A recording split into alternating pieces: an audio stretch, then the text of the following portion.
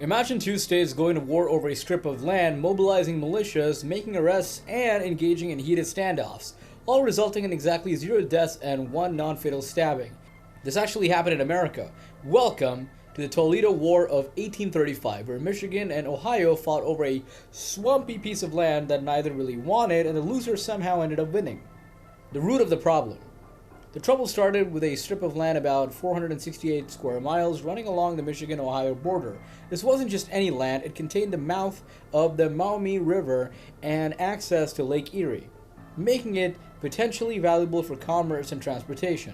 The area included a small settlement that would eventually become Toledo, Ohio. So why were two states fighting over it? The answer lies in terrible surveying and conflicting territorial claims dating back decades. When the Northwest Ordinance of 1787 was passed, it established how territories in the region would eventually become states. Ohio's southern boundary was clearly defined, but its northern boundary was described as an east and west line drawn through the southerly extreme of Lake Michigan. Sounds simple enough, right? Wrong. The problem was that nobody knew exactly where the southerly extreme of Lake Michigan actually was.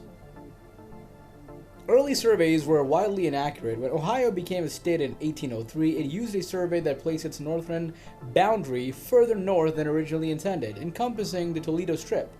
But when Michigan Territory commissioned its own survey in 1817, using better equipment and methods, it showed that Ohio's boundary should be further south, meaning the Toledo Strip belonged to Michigan. Both sides had maps, surveys, and legal arguments supporting their claims. Both sides believed they were absolutely right, and both sides wanted that access to Lake Erie badly enough to fight for it. The players.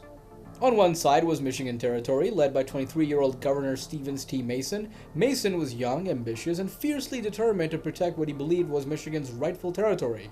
He was nicknamed the Boy Governor due to his age, but he wasn't about to let Ohio push him around. The problem was that Michigan wasn't a state yet. It was still a territory, which meant it had limited political power in Washington.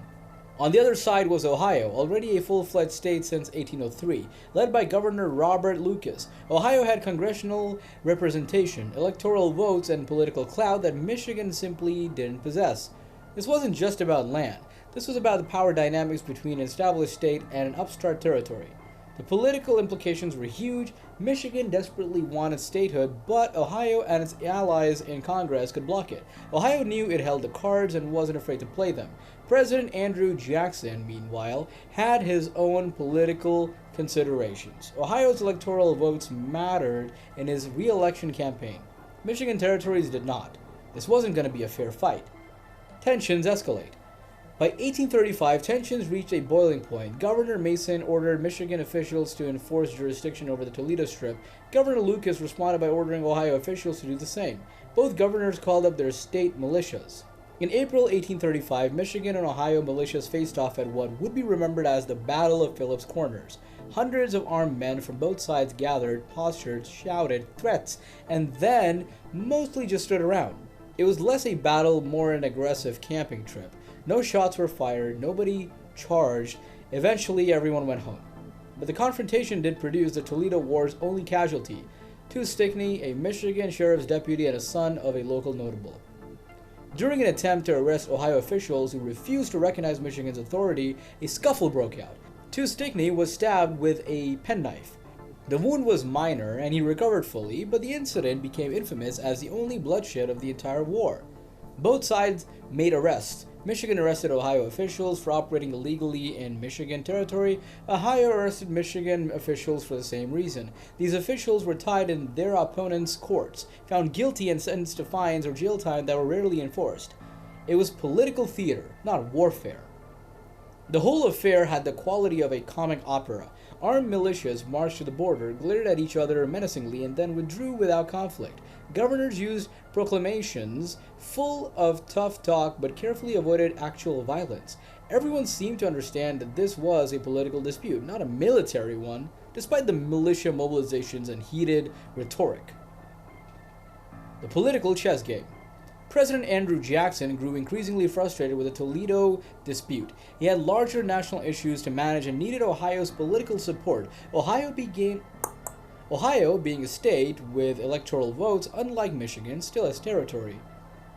When Congress intervened, Ohio's delegation blocked Michigan's statehood unless it surrendered the Toledo Strip. Governor Mason of Michigan traveled to Washington to argue his case with maps and legal evidence, but Jackson and Congress weren't interested in justice, only compromise.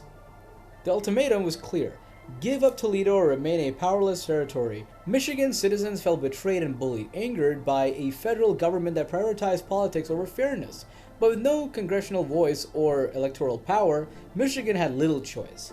To gain statehood, it would have to accept defeat. The resolution.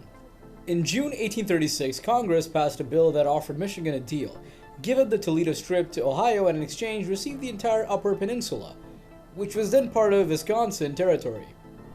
Michigan could then apply for statehood. Michigan's reaction was outrage. The Upper Peninsula, that frozen, remote wilderness, it was seen as worthless land, separated from the rest of Michigan by the Straits of Mackinac, with harsh winters, sparse population, and no obvious economic value. Many Michiganders saw it as an insult, a consolation prize for losing valuable Toledo. Governor Mason initially rejected the deal. A convention was called in September 1836, and delegates voted down the compromise. They called it a terrible trade, but reality set in.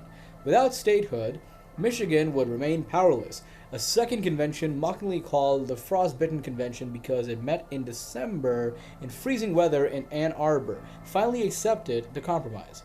On January 26, 1837, Michigan was admitted to the Union as the 26th state.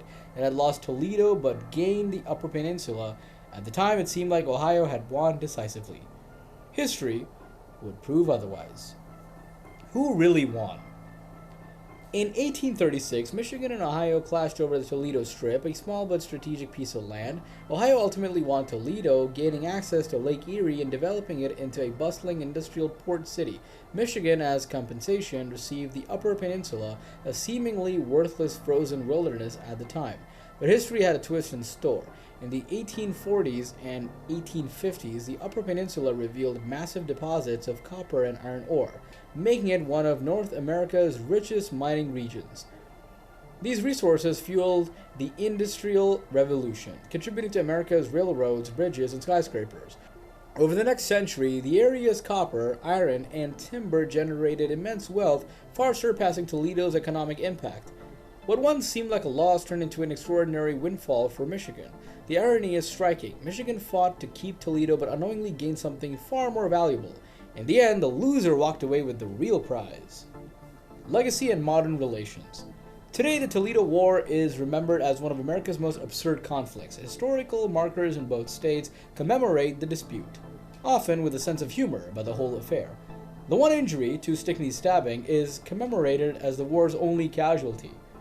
The Michigan-Ohio rivalry, however, never really ended. It just moved to the football field. The annual Michigan-Ohio State football game is one of the most intense rivalries in college sports, and fans on both sides will jokingly reference the Toledo War as the origin of their mutual animosity. The Toledo War taught lessons about compromise, diplomacy, and importance of knowing what you're actually getting in a deal. It showed that sometimes losing a battle means winning the war, and that the value of land isn't always obvious at first glance. The Toledo War remains one of the strangest chapters in American history, a war with no death, where the loser became the winner, and where political maneuvering mattered more than military might. Michigan may have lost Toledo, but it gained something far more valuable. Sometimes the best victories are the ones you don't even know you're winning. What do you think? Did Michigan really win, or is Toledo's value underrated? Let me know in the comments, and don't forget to like and subscribe for more bizarre stories from history.